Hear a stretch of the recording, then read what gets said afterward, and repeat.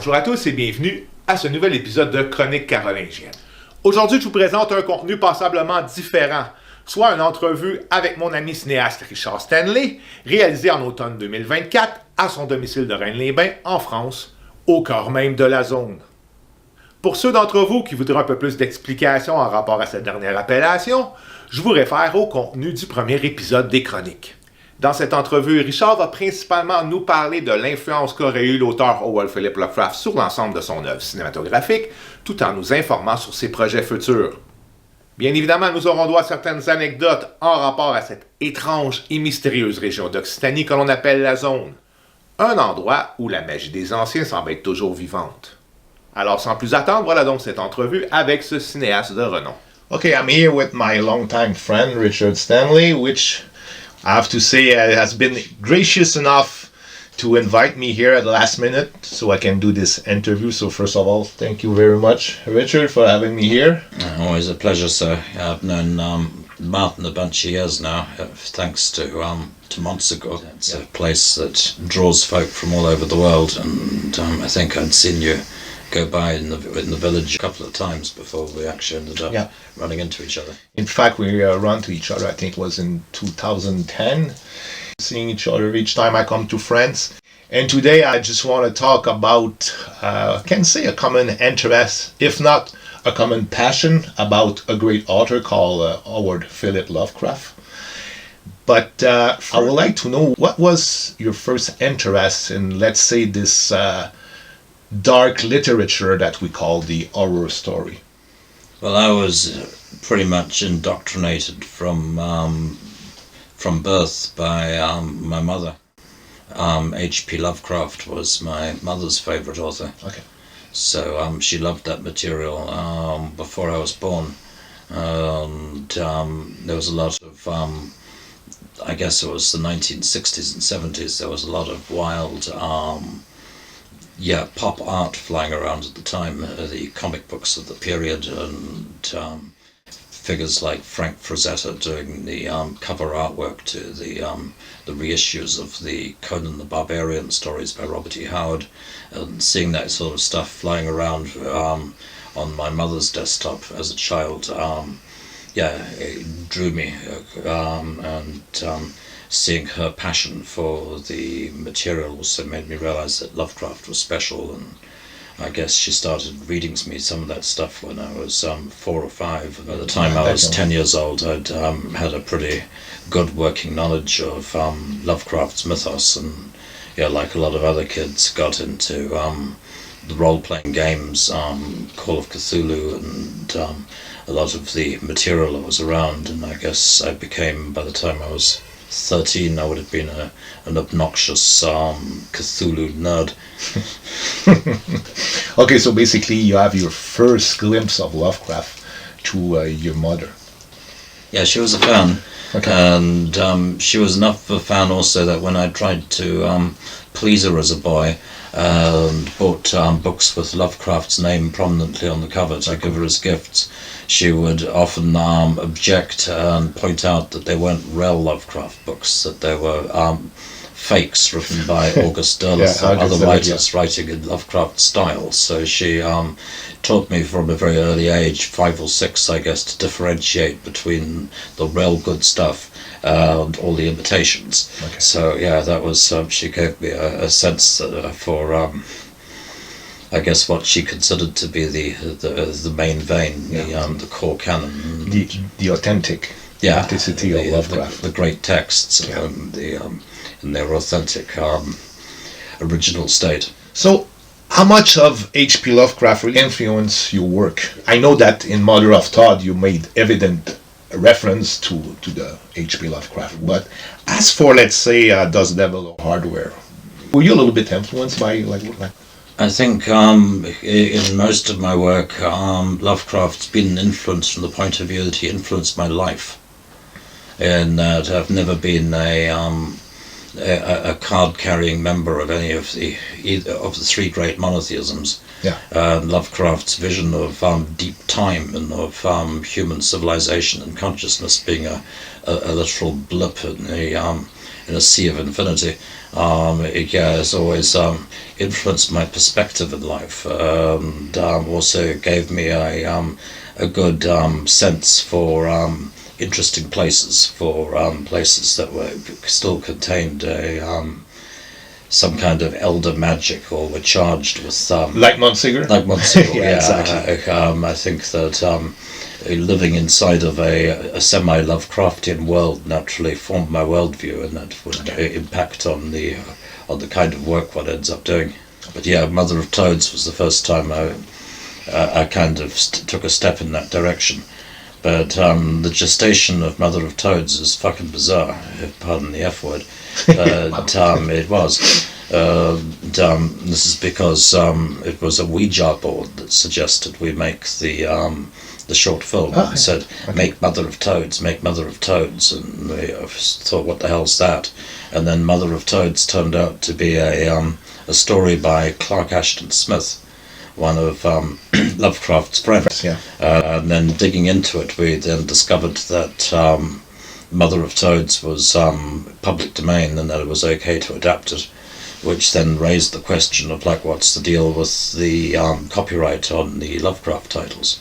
At which point we then became aware that all of the main titles were in public domain, thus opening up the possibility of adapting one of the stories. Future project. Yeah, technically, Mother of Toads was a Clark Ashton Smith story, and it's also, I guess, shot and conceived as a homage to Lucio Fulci.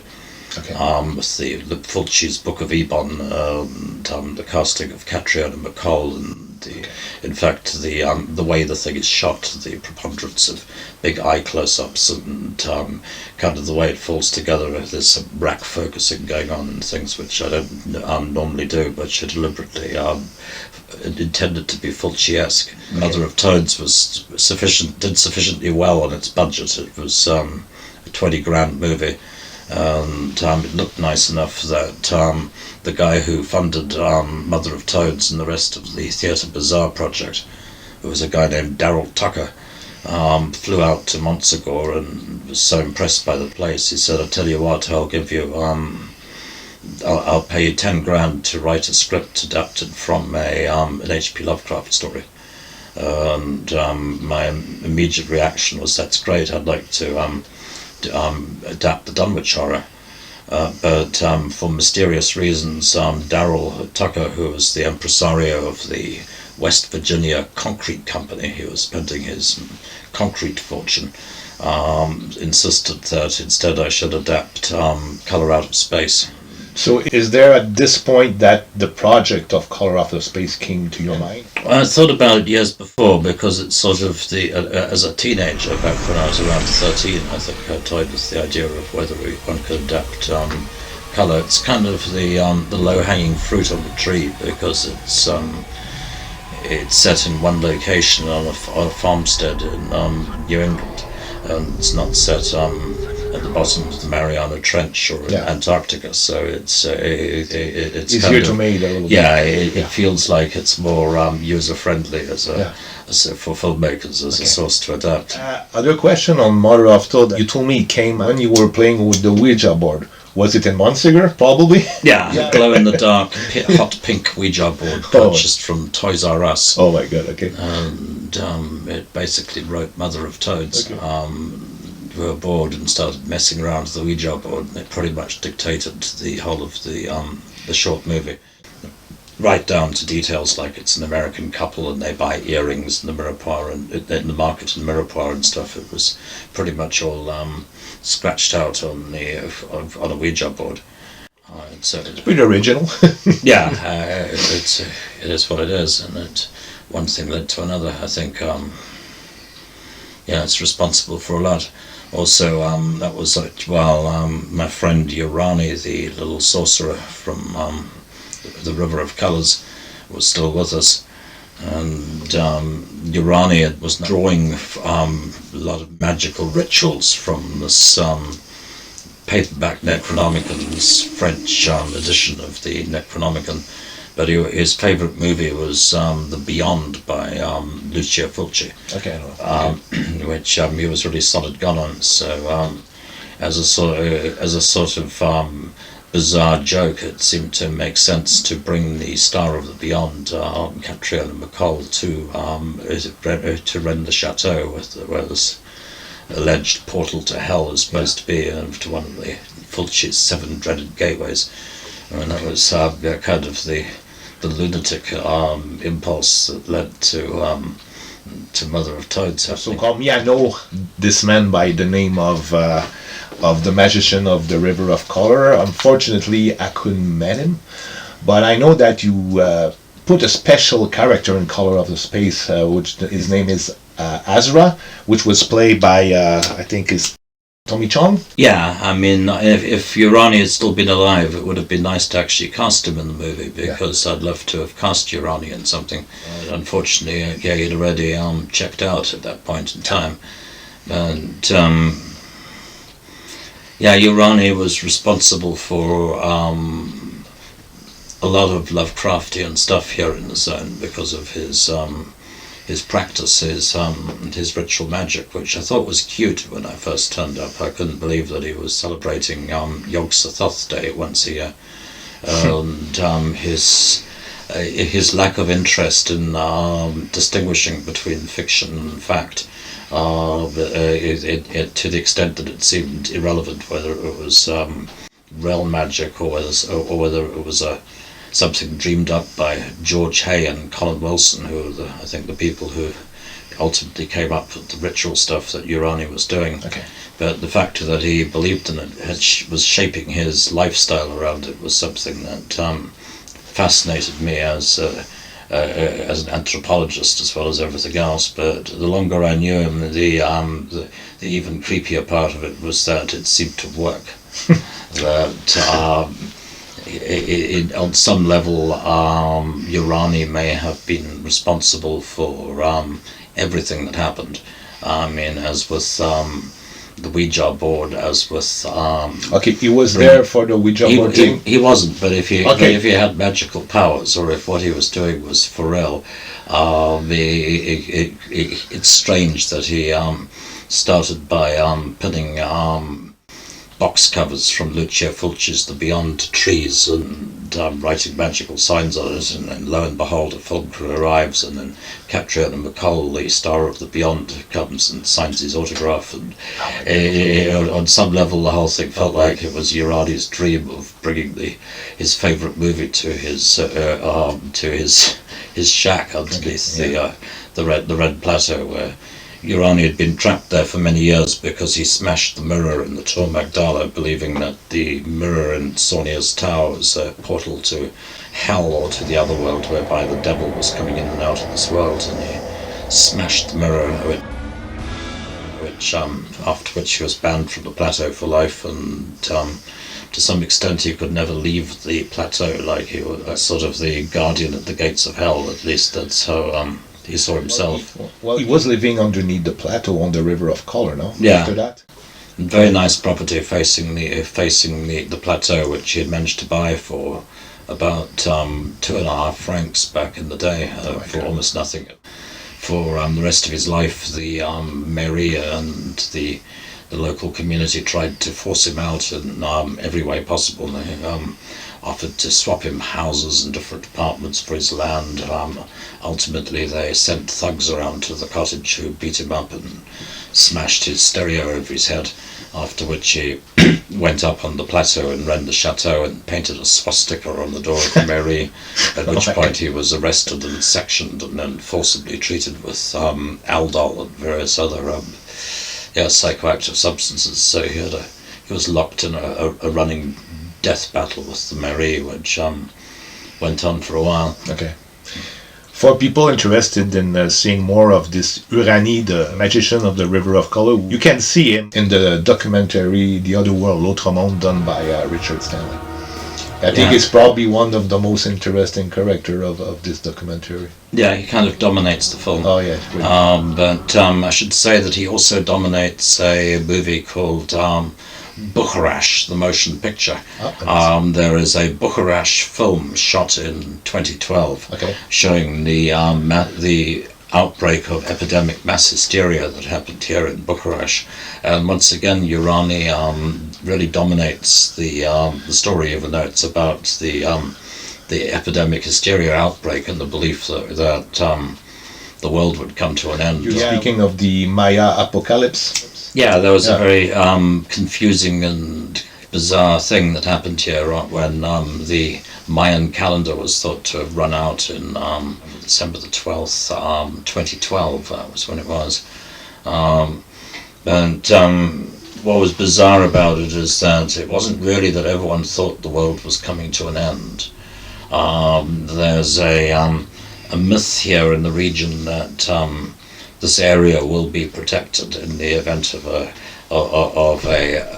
apocalypse, and that some kind of seed group of humanity will survive the next apocalypse here in the Pyrenees, and that's a deeply rooted and deeply cherished local myth. But the people who believed it were not the people, but the civic authorities. It was kind of like a dementia that broke out on a regional government level. And it was kind of set in motion by a former High Court judge from Lyon, this George Fenech guy who was in charge of Miviludes, the France's extra-governmental body for monitoring what they call sectarian drift, cult activity. They decided that there was going to be a mass gathering of UFO cultists at Bugarach on the day that the Mayan calendar ran out, and that they thought that thousands of people, believing it was the end of the world, would flock to Bugarach. But in reality, nobody actually came, and I didn't meet a single person. Except the army? Who actually the army that. was But, there? yeah, the entire French army was there, and the entire area was sealed off and became the controlled zone officially. And George Fenech, the said High Court judge, declared a state of martial law in the area at a packed meeting at the here in Rennes-le-Château. So it's crazy. Hard to imagine martial law being declared in Rennes-le-Château, but yeah, it happened. Oh my God. But yeah, it was a kind of mass hysteria that affected the authorities. All of the folk in charge went effectively batshit crazy for about a month. And yeah, the film of that Bugarach, the motion picture, it's on YouTube. Does show Urani as he was. He got arrested, got caught by the French army, crossing illegally into the controlled zone, and they took away his driving license. And it's also because he had a very large block of hash on him, which was... It didn't help. Yeah, which didn't help. Okay, now the big question. With the success of Color Out of Space, do we have a chance of seeing another adaptation of Lovecraft done by Richard Stanley? Well, I'm working tirelessly to bring you another Lovecraft adaptation.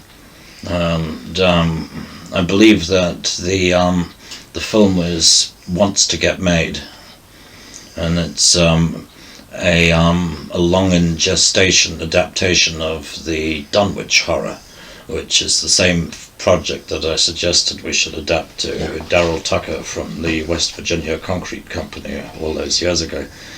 And I do hope that finally Dunwich is developing a head of steam strong enough to actually bear it forward, and it does need to exist for all kinds of reasons.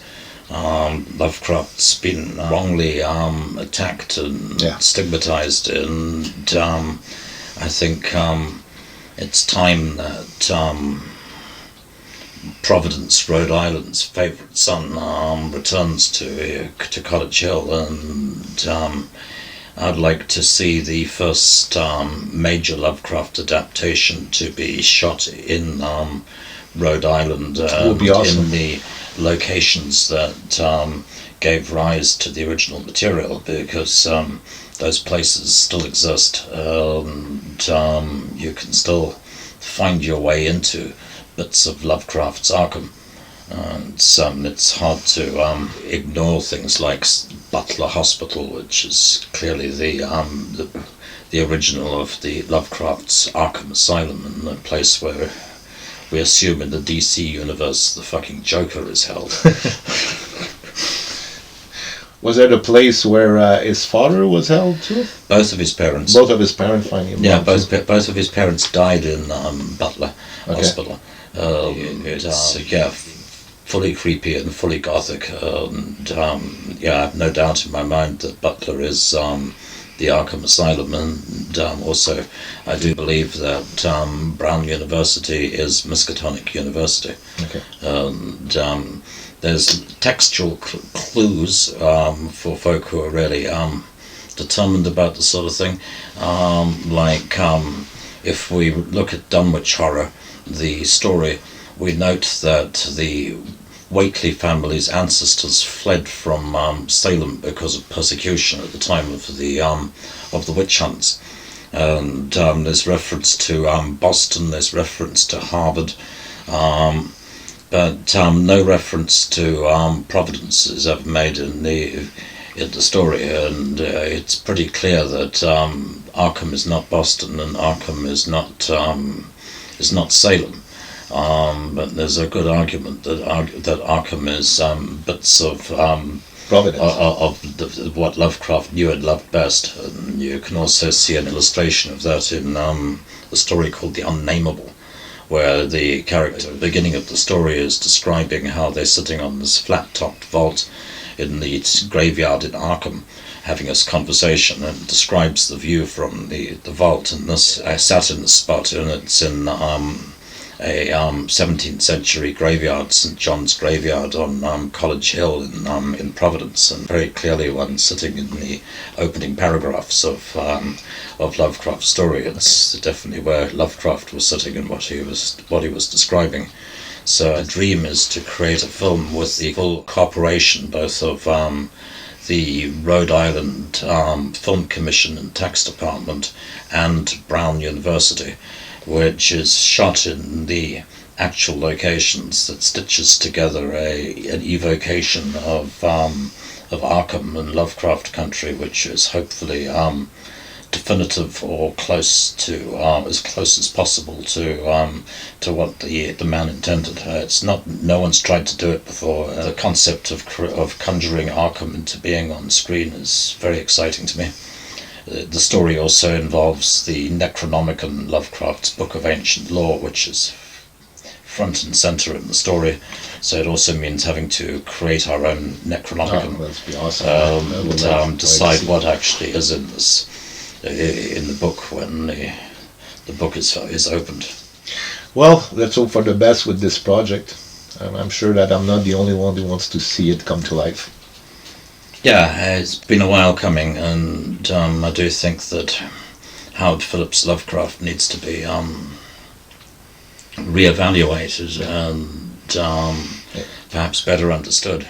Yeah. I hope that culture and the human race grows up or evolves to the point where they're able to understand that people are complex, just as life is complex. Lovecraft's views were evolving throughout his life. Most folk, I don't think, read the stories or the material enough to even be aware of that. They just respond to trigger words flung around in social media. Yeah, exactly. So that's what's going to conclude our little conversation with Richard Stanley. And I just want to thank you again for seeing you here. Oh, it was a pleasure, sir. Yeah, good so to be back in the zone. Yeah, and I know you have to leave tomorrow early for a movie festival in Estonia. We're supposed to do some crazy adventure. I guess we're gonna have to wait for the next night for that. Yeah, I feel so. But yeah, it's already a challenge because you'll be watching out for the cat, which don't worry, it's a dangerous animal. Yeah, okay, I'm going to take care of it. Suite à cette entrevue, nous avons discuté jusqu'aux petites heures de la nuit et Richard m'a fait part de ses différents projets littéraires, notamment un livre absolument fascinant sur la quête du Graal et un autre plus poétique qu'il a publié avec la collaboration de sa compagne Momo, les 2 ouvrages étant disponibles sur Amazon. Nous avons terminé la soirée par une petite photo souvenir, et dans les jours qui ont suivi, j'ai pu me servir de son gîte comme quartier général. Richard étant absent, j'avais donc la délicate mission de m'occuper de ce dangereux animal qu'est mon ami Dozy.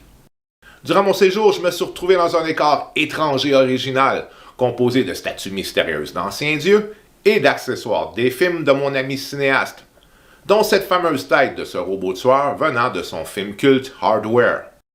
J'ai pu aussi profiter de cette bibliothèque bien garnie, dans laquelle j'ai eu le plaisir de trouver des livres grandement intéressants, dont les 2 premiers tomes d'une super série littéraire.